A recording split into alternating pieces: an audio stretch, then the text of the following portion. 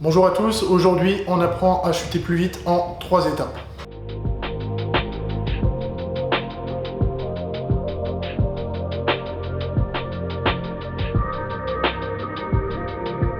On va commencer par le plus simple, on va commencer par travailler la position de réception. Si vous avez un overhead squat un petit peu compliqué, que vous n'êtes pas à l'aise en overhead squat, vous ne serez jamais à l'aise en réception d'un arraché flexion, d'un squat snatch. Et si vous avez un front squat dégueulasse, c'est pareil, la réception d'un épaulé sera hyper difficile et vous aurez du mal à chuter sous vos barres. C'est un simple fait, il y a des bases à avoir si vous souhaitez pratiquer les mouvements d'haltérophilie. Il y a beaucoup de personnes qui vont chercher des coachings, chercher des clés techniques, alors qu'en fait ils n'ont pas les prérequis nécessaires à l'exécution des mouvements et les prérequis nécessaires à l'exécution d'un arraché. L'overhead squat en fait malheureusement pour certains partie. Vous avez l'obligation de travailler votre overhead squat et vos front squats à fond si vous voulez performer en haltérophilie. C'est des prérequis qui sont indispensables. Je sais que pour certains ça peut paraître inatteignable parce que les demandes de mobilité de ces mouvements sont énormes, mais vous allez perdre du temps plus qu'autre chose si vous vous acharnez à vouloir faire des squats snatch et des épaulés flexion, des squats clean, alors que vous n'êtes pas capable d'être à l'aise dans ces positions de réception. Ça peut vous paraître contre-productif au début de bouffer de l'overhead squat et bouffer du front squat, mais c'est ce qui va vous permettre à la longue de développer une position de réception où vous êtes à l'aise et donc où vous pouvez réceptionner des barres. Vous devez de ce fait travailler votre overhead squat et votre front squat à fond. Et impérativement, vous devez passer du temps dessus. Je sais que pour certains c'est compliqué parce que c'est des positions qui peuvent paraître quasiment inatteignables au niveau mobilité, mais je peux vous assurer que ça va être une perte de temps et d'énergie plus qu'autre chose de vouloir pratiquer des squats snatch, donc des arrachés flexion et des cleans, des épaulés flexion, alors que vous n'êtes pas capable d'être à l'aise et propre dans les positions de réception. Vous allez perdre du temps et à la longue vous frustrer et pourquoi pas même abandonner le sport. Vous pouvez déjà sur notre chaîne YouTube trouver 2 vidéos sur l'overhead squat et une vidéo qui s'appelle Corriger le dos rond en épaulé, où vous avez beaucoup de conseils pour réussir à travailler ces positions extrêmes qui demandent de la mobilité, position de flexion complète avec une belle extension de la poitrine, un buste le plus vertical possible pour être à l'aise avec les appuis plats au sol et une barre sur les clavicules ou au-dessus de la tête. N'hésitez pas aussi à faire appel à des applications par exemple comme GoWood qui ont fait leurs preuves, qui peuvent vous permettre de travailler votre mobilité. Après, je l'ai répété souvent, les étirements passifs sont bien, mais c'est pas le principal en haltéro. Si vous voulez être à l'aise sur une position, il faut pratiquer la position. Donc pour moi, ce qui est le plus important si vous voulez être à l'aise en position de flexion complète, c'est de bouffer du squat, du goblet squat. Et si vous voulez être à l'aise en overhead squat, de bouffer de l'overhead squat. Au niveau de la mobilité, c'est simple dans tous les cas. Vous devez être mobile des chevilles, vous devez être mobile des hanches, vous devez avoir une belle ouverture thoracique. Si vous avez une position un petit peu voûtée, il faut travailler dessus pour justement avoir un peu moins cette position. Et ensuite de la mobilité d'épaule, que ce soit pour le front rack pour réussir à monter les coudes au maximum et que la barre repose sur les clavicules et pas dans les poignets, et en overhead squat pour être capable de verrouiller une barre au-dessus de la tête, légèrement en arrière à la base de la nuque et pas au-dessus du front comme certains essayent de faire, parce que dans cette position-là, ça va être galère de descendre en squat. Vous allez être obligé d'avoir des compensations qui vont se faire au niveau cheville et hanches et vous ne serez pas solide sous vos barres. Pour aller un peu plus loin sur le travail de mobilité, je vous recommande 2 exercices à mettre en place, un pour l'arraché, un pour l'épaulé. Pour l'arraché, ça va être de l'overhead squat en instabilité. L'overhead squat en instabilité, c'est juste que vous allez rajouter une composante d'instabilité justement sur le mouvement. Vous allez accrocher soit des cordes, soit des élastiques de chaque côté de la barre, avec des poids qui pendent de chaque côté. Et vous allez être obligé d'être tout en contrôle parce que, on le sait, mobilité et stabilité, les deux sont très liés. Et ça va vous permettre de travailler avec du tempo, vous ne pourrez pas aller vite sur ce mouvement-là. Travailler en amplitude complète, donc l'objectif n'est pas de descendre tout juste en overhead squat, l'objectif est de descendre le plus bas possible. Si vous êtes content parce que vous êtes rep en crossfit, parce que vous êtes juste sous la parallèle, vous n'avez pas trop compris le principe de l'haltérophilie. L'haltérophilie, l'objectif c'est de descendre et d'aller récupérer les barres les plus basses possibles. Donc à chaque fois qu'on fait de l'overhead squat, l'objectif est de gratter quelques centimètres, travailler sa mobilité, devenir plus à l'aise dans la position de flexion et plus stable. En front squat, le meilleur conseil que je puisse vous donner, si vous voulez être solide et avoir un haut du dos solide et une belle posture, c'est arrêter de faire vos front squats sur le bout des doigts. Forcez-vous à venir chercher la barre à pleine main, voire en haut grip. Et si vous travaillez au fur et à mesure des séances sur votre front squat de cette manière-là, ça va vous permettre d'avoir une position basse quand vous allez réceptionner les épaulés qui sera largement meilleure. Et vous verrez qu'avec un maintien du haut grip, lorsque vous réceptionnez la barre sur les clavicules, le haut du dos reste plus facilement fixé et la position reste du coup beaucoup mieux. Une fois que vous êtes à l'aise sur ces positions, donc vous avez travaillé votre overhead squat et votre front squat, ça peut durer des semaines voire des mois pour certains, il va falloir en bouffer.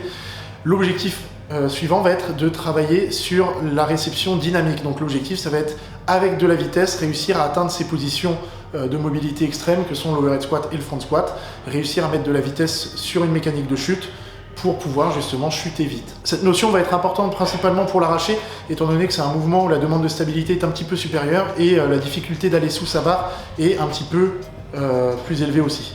Assurez-vous du coup que vous êtes capable de chuter de manière rapide sous la barre. En arraché, ça va être tout simple, on va commencer à incorporer des mouvements de chute en partant de la nuque.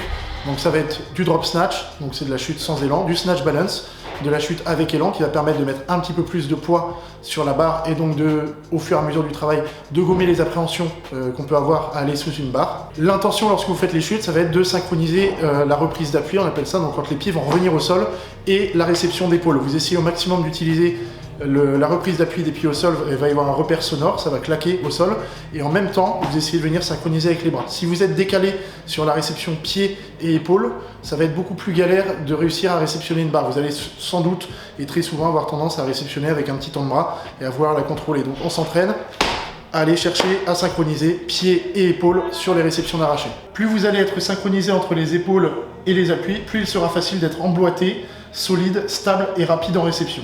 Une fois que vous maîtrisez une chute debout, donc une chute en power, pour travailler justement sur cette synchronisation jambes et épaules, vous allez pouvoir ensuite mettre en place une chute en flexion. Donc l'objectif va être de réceptionner la barre de la manière la plus fluide possible, éviter de faire une chute en power et ensuite d'accompagner en squat. On essaie vraiment d'atteindre la position de squat le plus rapidement possible. Si vous regardez vos vidéos après coup, si vous vous filmez, essayez vraiment de vérifier à quel moment vous verrouillez la barre. Il ne faut pas que ce soit en position de power, il faut que ce soit le plus bas possible. Les deux variantes du coup, ça va être le drop snatch, on part pointe de pied et on chute sans élan.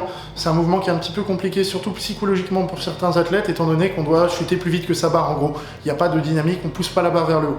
Donc si vous êtes un athlète, ou alors vous avez un athlète qui a du mal à chuter sous sa barre sans élan, faites-lui d'abord faire de la chute avec élan, du snatch balance, et une fois qu'il devient à l'aise, essayez de lui faire avoir le moins d'élan possible, petit à petit, gommer l'élan pour finir sur du drop snatch, on part pointe de pied et on chute sous la barre, où on aura besoin d'énormément de vitesse. À l'épaulé, vous n'allez pas avoir de travail de semi-technique de chute. Donc ce qu'il va falloir mettre en place, c'est sur vos front squats, essayer de les exécuter de la manière la plus fluide possible. Si vous êtes obligé en front squat pour garder une belle position, de contrôler votre excentrique 4 ou 5 secondes, limite marquer une pause en bas et repartir, ça va pas porter ses fruits, ça va pas avoir une grosse portée sur vos mouvements d'haltéro et sur l'épaulé. Donc il faut que vous essayiez d'avoir des front squats fluides, sans vous lâcher complètement au rebond au risque de défixer, mais essayez d'avoir des front squats où vous êtes capable de descendre de manière assez rapide, sans trop contrôler, et d'aller chercher un léger rebond en bas pour repartir. Parce que quand vous allez chuter sous un épaulé, vous ne pouvez pas vous permettre de chuter en tempo avec un excentrique contrôlé. Dernière étape maintenant. Encore une fois, les étapes que je vous ai données, les trois, donc la position de réception, la chute et la dernière qui est maintenant le passage, sont à faire dans l'ordre chronologique. Ça ne sert à rien de travailler votre chute si votre position de réception n'est pas bonne. Et ça ne sert à rien de travailler votre passage si votre chute, elle, n'est pas bonne. Donc il faut y aller progressivement. Ça va être du travail sur de la longue durée, ça ne va pas être en quelques séances que vous allez avoir une chute qui est hyper rapide, mais essayez pas de brûler les étapes parce que ça va être contre-productif. Maintenant que vous savez chuter, on va incorporer la notion de passage, parce que la chute elle est un peu différente quand vous partez avec une barre du sol qu'une barre de la nuque à l'arraché. Notamment parce que vous avez une trajectoire de barre vers le haut, vous devez continuer à tirer sur la barre pendant que vous chutez en dessous, et en plus vous avez une trajectoire de barre qui ne va pas être parfaite. Même si on essaie de tirer le mieux possible avec une trajectoire verticale, on va toujours avoir un léger arc de cercle en arraché ou en épaulé, ce qui va compliquer le passage sous la barre. C'est maintenant du coup que l'action de bras va devenir primordiale, j'en ai parlé dans l'une de nos dernières vidéos. Vos bras vont certes tirer la barre vers le haut, mais aussi servir d'avoir la barre en point d'appui et vont vous permettre de vous tirer en dessous. Les meilleurs exercices pour travailler là-dessus, ça va être le tall snatch et le tall clean. En haltérophilie, on appelle ça passage d'arraché et passage d'épaulé. Ça va être un mouvement où on va limiter la hauteur de barre parce qu'on n'aura pas l'élan et l'action de l'extension pour faire monter la barre. On va partir sans élan et se tirer sous la barre. Donc ça va être un très bon moyen d'apprendre le mouvement, mais c'est aussi pour mes athlètes un exercice que j'utilise énormément à l'échauffement pour échauffer justement le passage et activer entre guillemets l'action de bras, les forcer à venir se grandir, tirer sur les bras pour passer en dessous en même temps que d'échauffer la chute. Si vous avez des problèmes de passage alors que vous êtes à l'aise sur le snatch balance, sur le drop snatch, sur les overhead squats, je vous recommande vraiment avant chaque entraînement de snatch de travailler sur ce tall snatch, ce passage d'arraché, Pareil pour le clean, si vous êtes plus à l'aise en power clean qu'en squat clean, je vous recommande de mettre en place du passage d'épaulé en début de séance. Vous pouvez faire un 5x5 parce que c'est des charges qui sont légères, donc ça ne va pas être éprouvant pour vous. En début de séance, vous forcez à passer sous des barres les moins hautes possibles pour travailler sur la vitesse de passage. Donc vous pouvez limite avoir quelqu'un à côté de vous qui va tenir un bâton à une certaine hauteur, et lorsque vous allez tirer, vous essayez de passer sous une barre qui sera moins haute que ce bâton-là. C'est ce que je mets en place sur mes cours.